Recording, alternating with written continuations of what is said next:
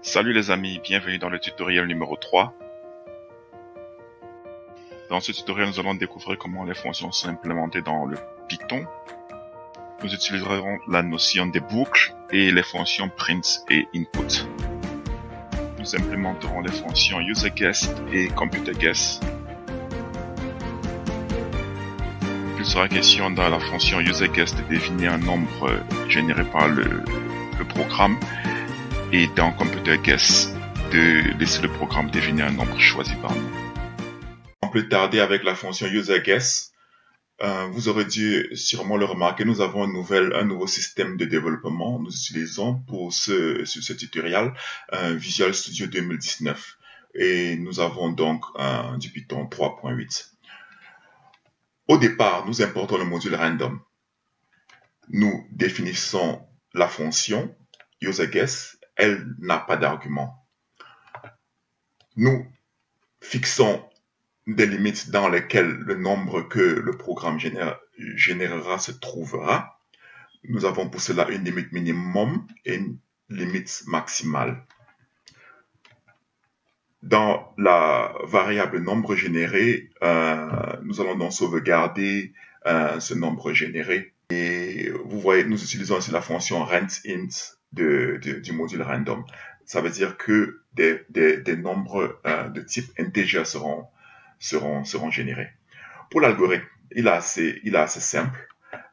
Nous allons sauvegarder le nombre d'essais dont nous aurons besoin pour parvenir à deviner le nombre généré par le programme. Nous incrémentons d'abord cette variable, nous donnons un nombre au travers de la console. Cette condition, nombre donné plus petit que nombre généré, nous avons donc une information, votre nombre est trop petit quand cette condition est remplie. Dans le cas contraire, ça veut dire que notre nombre donné au travers de la console est plus grand que le nombre généré par le programme. Nous aurons également l'information, votre nombre est trop grand. Le troisième des cas, c'est lorsque le nombre donné au travers de la console est égal au nombre généré par le programme.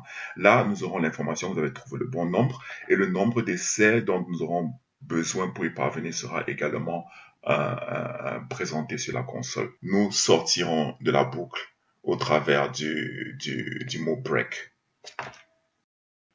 Pour déclencher notre fonction, nous utiliserons dans cette condition si la variable system name est égale à main, userGuess fonction sera déclenchée. Voilà, nous déclenchons dans le programme. Et au départ, nous devrons donc donner les limites dans lesquelles le nombre généré devra se trouver. Nous allons dire le nombre généré devrait être entre 1 et 100. Et maintenant, nous donnons notre nombre. Par exemple, 50. Le nombre est trop grand. Je donne maintenant 25. Le nombre est trop petit. Ça veut dire que nous sommes déjà entre 25 et 50. Voilà. Je vais donc donner 40. Le nombre est trop grand. Nous sommes entre 25 et 40. Je donne 35. Le nombre est trop grand. Nous sommes entre 25 et 35. Je donne 30. Le nombre est trop grand. Je donne 27. Le nombre est trop petit. Ça veut dire que ça peut être que 28 et 29, n'est-ce pas? 28. Le nombre est trop petit. 29. Nous avons trouvé le bon nombre. Et nous avons trouvé le bon nombre en 8 essais.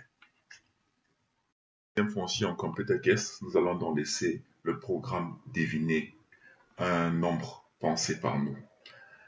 Pour ce faire, nous allons d'abord définir les limites dans lesquelles le nombre se trouve. Ces limites sont donc définies par les variables limite minimale et limite maximale que nous donnerons au travers de la console. Ensuite, nous aurons la variable nombre généré par le programme, ici qui est initialisée à 0, et la variable nombre d'essais qui va donc nous donner comme information le nombre de tentatives que le programme aura eu à effectuer avant de découvrir de deviner le nombre pensé par nous. Ensuite, nous allons ouvrir une boucle à condition, tant que notre limite maximale est supérieure à notre limite minimale, nous allons incrémenter le nombre d'essais. Nous allons laisser le programme générer un nombre aléatoire de type integer. Ensuite, nous allons afficher ce nombre sur la console. Et par la suite, pour notre algorithme, le joueur donc va un peu aider le programme en, en, en disant si le nombre à deviner est plus petit que le nombre généré au préalable par le programme. Dans le cas où le nombre à deviner est plus petit, le joueur devra donc donner un 0 pour un oui, et dans le cas contraire, donner un pour un non. La réponse du joueur sera sauvegardée dans cette variable réponse. Voilà. Si la réponse est 0, ça veut dire que notre nombre généré est plus petit que le nombre pensé. Nous allons faire un update de la limite maximale en lui attribuant le nombre généré par le programme, minus 1, moins 1. Dans le cas contraire, quand le nombre généré est plus grand que le nombre pensé, nous allons faire un update de la limite minimale en lui attribuant dans la valeur du nombre généré par le programme plus 1. Nous allons donner comme information dans les nouvelles limites, la nouvelle intervalle dans lequel se situe le nombre. Et lorsque nous allons sortir de notre boucle, nous allons donc donner comme information le nombre d'essais qui aura été nécessaire avant de trouver le bon nombre. Et le bon nombre va aussi également être affiché. J'ai déjà déclenché le programme. Nous allons donc donner la limite. Disons, nous voulons que le programme découvre le nombre 95. Nous disons donc limite minimale 1, limite maximale 100. Nous avons bien 95 qui se trouve dans cet intervalle. Le nombre à deviner est-il plus petit que 92? Nous dirons non. Est-il plus petit que 96? Nous dirons oui. Est-il plus petit que 93? Nous dirons non.